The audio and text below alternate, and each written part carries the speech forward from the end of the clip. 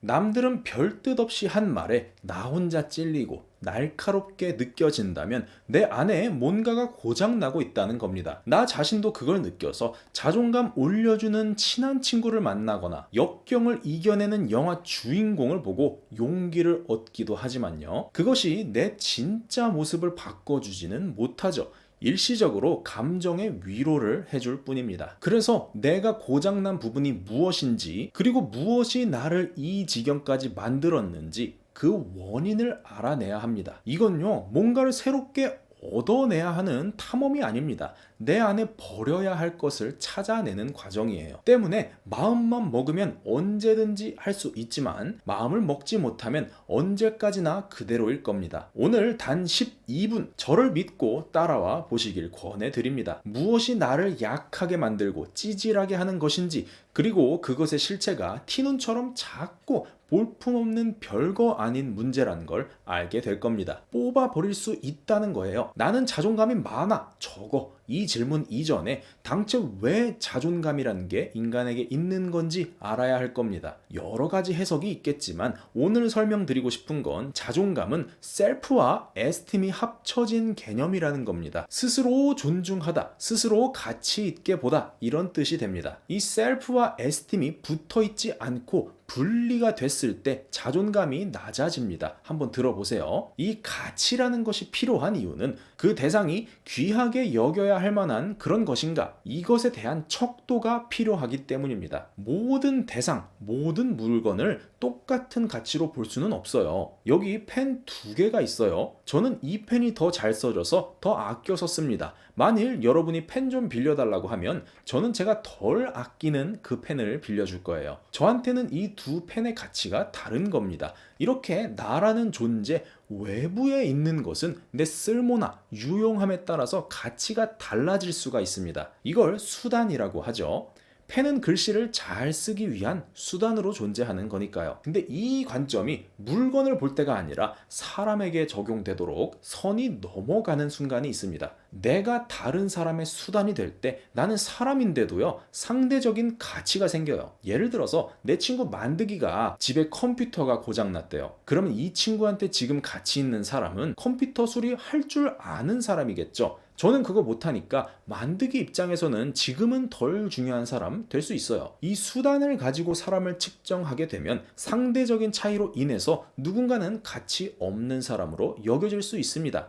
하지만 이건 틀렸죠. 사람의 가치를 정하는 것은 어떤 한 가지 요소가 아니잖아요. 컴퓨터는 못 고치는데 요리는 잘할 수도 있고요. 사람마다 중요시하는 가치관이라는 게 다르기 때문에 내가 어떤 사람을 만나느냐에 따라서 내 가치도 달라집니다. 그래서 내가 잘하는 것이 뭔지 정확히 알고 나를 알아봐 주는 사람을 만나게 되면 가치 있는 사람이라고 느끼게 돼요. 근데 이것 또한 틀렸습니다. 여전히 누군가의 바램을 이루기 위한, 이익을 주기 위한 수단으로서 나를 인식하고 있다면 그 수단으로서의 가치가 약해지거나 사라지는 순간 내 자존감도 함께 사라집니다. 내 가치를 남이 정해주기 시작하면요, 그것이 불행의 씨앗이 된다는 거예요. 너는 공부 잘해, 너는 키가 커, 이 외부 기준이라는 건 딱 고정돼서요, 이렇게 생긴 사람 절세 미인, 이런 게 아닙니다. 시간이나 가치관에 따라 바뀔 수 있는 것이고 상대적이고 변화가 되는 거예요. 고대 빌렌도르프의 비너스 모형을 보면 지금의 미적 기준하고는 다른 면이 있잖아요. 이 불안정한 잣대에 내 가치와 감정을 맡기면 내 자존감도 당연히 불안해지겠죠. 때문에 가장 먼저 내려놔야 할 것은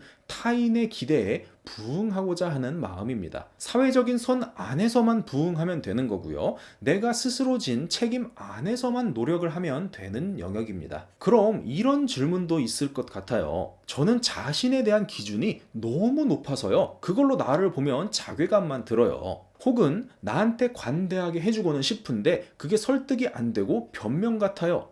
제 개인적으로는 높은 기준을 가졌다는 건 그만큼 발전할 가능성도 큰 사람이라고 생각을 합니다. 하지만 건강한 자기 발전이란 건 자기와 발전이 분리가 되어야 한다고 생각해요. 발전으로 삼아야 할 것은 내가 가진 기술이나 능력의 사회적 가치입니다. 능력이란 건 나 스스로 최고야, 인류야 라고 할 수 있는 그런 속성이 아니죠. 다른 사람의 문제를 해결을 해줄 때 그때 빛을 발휘하는 것이기 때문에 그 기준도 타인에게 있습니다. 그래서 이건 비교와 분석이 필요한 영역이에요. 하지만 아까도 말씀드린 셀프라는 것은 정확한 표준이란 게 없습니다. 내 마음에 들거나 기분이 좋거나 아니면 내가 겪은 과거의 경험을 토대로 현재의 나와 비교를 하는 거예요. 완전한 내부 기준이라는 겁니다. 제가 아구찜을 엄청 좋아하는데요. 그게 타인의 입맛과 상대적 비교를 하면서 따져서 좋아하는 게 아니잖아요. 그냥 내 입맛에 맞는 거죠. 사람마다 미각과 후각의 역치가 다르고 음식의 형상도 어떤 걸 선호하는지 안목의 기준이 다릅니다. 근데 자존감이 부족하다고 느끼는 사람 대부분은 이 셀프에 대한 이해가 생략이 된 일이 많습니다. 나 자신의 기호나 선호하는 것에 대한 기준이 약해요. 그래서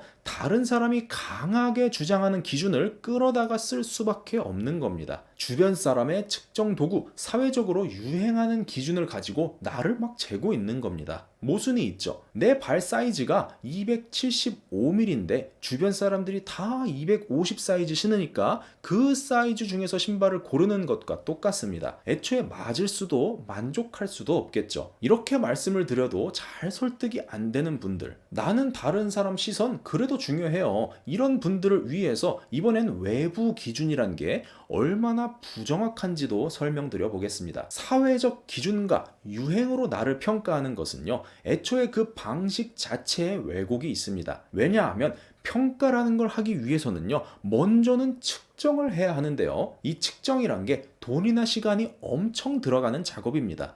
그래서 보통은 부정확하게 측정을 하고 불합리하게 비교를 해요. 측정이 제대로 되려면 측정하는 도구를 신뢰할 수 있어야 하고요. 그 도구가 이 측정에 타당해야 합니다. 측정은 정확하고 정밀하고 일관돼야 하고요. 측정자는 숙련되어야 합니다. 도구는 항상 표준으로 보정이 돼 있어야 하고요. 이 모든 것에 대한 오차가 분석되어야 하고 이 8가지가 반복이 되어야 합니다. 계속해서 내가 못나 보이고 미워 보이면 진짜로 그런지 정확히 측정을 한 뒤에 그걸 가지고 분석을 해야 하는데요. 솔직히 누가 그렇게 생각을 하고 삽니까? 무슨 말씀을 드리고 싶은 거냐면 여러분이 못났다라고 생각하는 그것이 애초에 근거를 대기가 어려운 주제라는 거예요. 그래서 두 번째 버려야 할 것은 왜곡된 비교 방식입니다. 여러분이 나이를 먹은 만큼 나도 잘 알고 있다? 이 생각도 좀 내려놓으시고 내가 진짜 좋아하는 거, 마음에 드는 거 주변 눈치 보지 말고 좀 해보세요. 어디 피해만 안 주면 됩니다. 이렇게 말씀을 드려도 한번 자존감이 낮아지면 귀가 좀 안 들립니다. 편향이 생긴다는 거죠. 그래서 이런 질문이 있을 수 있어요.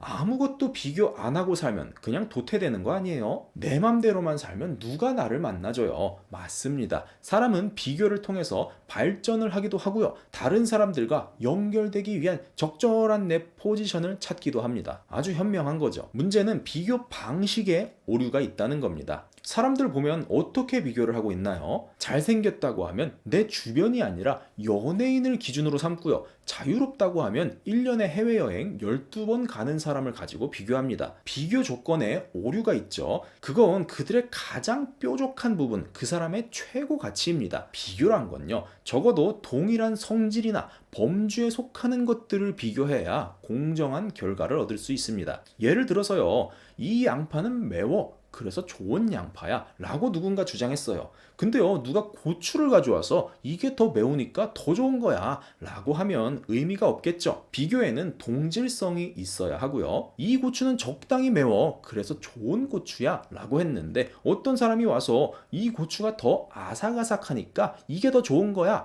라고 한다면 평가의 기준이 다르죠. 비교에는 기준의 일관성이 있어야 하고요. 이 펜은 글씨를 쓰면 끊기지 않아서 좋아. 그래서 좋은 펜이야 라고 했는데 다른 펜을 가져온 사람이 이 펜이 좀 더 내 손에 잘 감기는 느낌도 있고 쓰다 보면 기분도 더 좋아, 이게 더 좋은 펜인데 라고 한다면 너무 주관적이죠. 감정이나 주관적인 의견보다는 객관적인 데이터를 기반으로 비교해야 합니다. 우리가 진짜로 내 가치를 높이기 위한 비교를 하고 싶다면 적어도 동질성, 동일성, 일관성을 바탕으로 비교를 해야 제대로 분석도 되고요. 그래야 그걸 가지고 실행도 할 수가 있어요. 상대방의 최고 가치를 내 최약의 가치와 비교한다면요, 그 반대도 가능해요. 연예인은 못하는 건데 나는 할 수 있는 거 무조건 찾을 수 있습니다. 여행 갈 여력은 안 되지만 소소한 재미, 어떤 취미 하나는 정말 재밌어. 이런 거 반드시 찾을 수 있다는 겁니다. 여러분의 셀프가 가장 자신 있어 하는 걸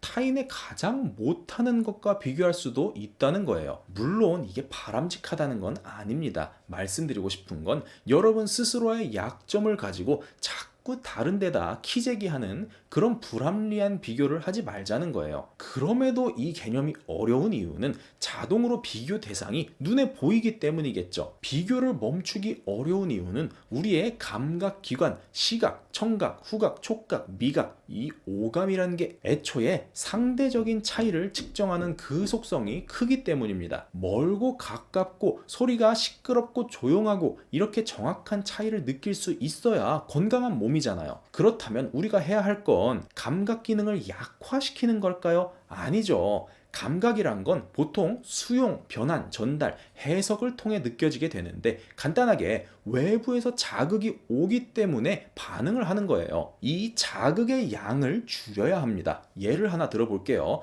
저처럼 시력이 안 좋은 사람은 잘 안 보이는 걸 쉽게 쓰려고 이 안경을 쓰잖아요. 근데 달리기 할 때나 밥 먹을 때는 벗어요. 자세히 본다고 더 맛있고 잘 달려지는 게 아니고 고추장스러우니까요. 여러분이 인스타, TV, 유튜브 보고 자꾸만 초라해진다면 그게 여러분이 쓴 안경이에요. 일상에서는 잘 안 보이는 것을 이 도구들을 통해 보게 되잖아요. 제가 책을 잘 보기 위한 목적으로 안경을 쓰는 것처럼 여러분이 매체를 볼 때도 목적을 가지고 있어야 합니다. 안 그러면 그냥 눈만 아프고 피곤해지는 거예요. 그럴 때는 잠시 안경을 벗어놓고 왜 이걸 봐야 하는지 목적을 정해보세요. 인스타 하지 말라는 게 아닙니다. 유튜브 보지 말라는 거 아니에요. 대신요, 예를 들어서 SNS에 여행 자주 다니는 친구가 보여요. 보고 부러워하고 배가 아프면 나도 돈을 모으고 계획을 짜서 여행 갈 자원을 마련을 해보고요. 바디 프로필을 찍은 친구가 보이면 나는 안 될 거야. 이러지 마시고 내 체중 1kg라도 빼보자는 거예요. 목적이 있으면 비교는 강력한 동기가 됩니다.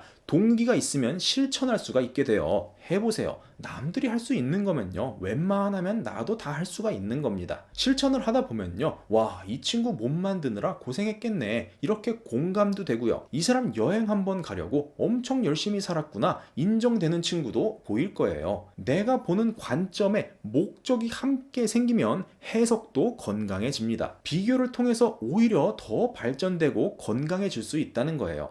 그래서 우리는 이 생각의 방향을 좋은 쪽, 합리적인 쪽으로 향하게 하기 위해서 좋은 재료들을 많이 구해둬야 합니다. 양질의 재료를 가지고 있어야 좋은 결과물, 좋은 해석과 방향이 나온다는 거예요. 그렇다면 그 좋은 걸 어디서 구하냐가 문제겠죠. 두 가지를 권해드립니다. 첫째는 책을 보세요. 측정과 비교, 해석의 올바른 틀을 만들 수 있는 가장 좋은 방법입니다. 둘째는 구독하세요. 여러분이 이 채널의 영상을 3개 이상 시청하셨다면 저와 비슷한 사고방식을 가지고 있거나 유사한 환경에서 살고 있다는 겁니다. 그러니까 계속 볼 수가 있겠죠. 여러분이 쓸만한 재료가 많이 있다는 거예요. 그래서 시간 여유가 있으시다면 이어서 추천드리는 영상도 한번 살펴보시는 것 권해드립니다. 여기까지 영상 시청해주셔서 감사드리고요. 당당한 자존감으로 살아갈 수 있기를 응원합니다.